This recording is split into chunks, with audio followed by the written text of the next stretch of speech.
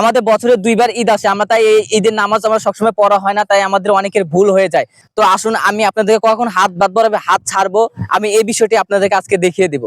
তো প্রথমে আমরা নিয়ত যখন করবো, এটা নিয়ত আমাদের করতে হবে না। আমরা যখনই গোসল করে পবিত্র কাপড় পরে যখন মসজিদে যাব, যে আমরা যখন দাঁড়াবো, তখন এটা আমাদের নিয়ত হয়ে যাবে, আমাদের ইখলাস হয়ে যাবে। তো আমরা শুধু আমাদের মন আমরা তো জানি আমরা হলো ওয়াজিব নামাজ পড়তে যাচ্ছি 2 রাকাত ঈদের।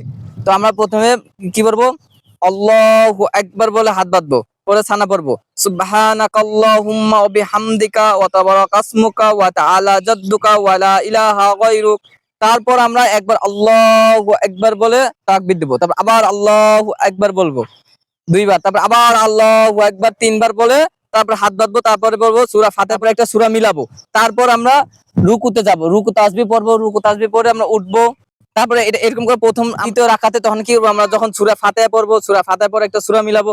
যখন আমরা রুকুতে যাব তার আগে আমাদের করণীয় হলো, তখন আমরা হলো যে তাকবীর দিয়ে হাতে করব, আল্লাহু আকবার একবার, আল্লাহু আকবার 2বার, আল্লাহু আকবার 3বার।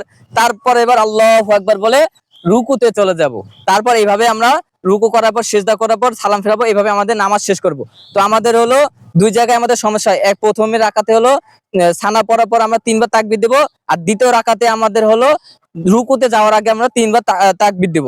তো এখানে আমরা ম্যাক্সিমাম ভুল করি। তো ভিডিওটি প্রচুর পরিমাণে শেয়ার করে দিবেন, যে মানুষ ঈদের নামাজগুলো পড়তে পারে এবং জানতে পারে।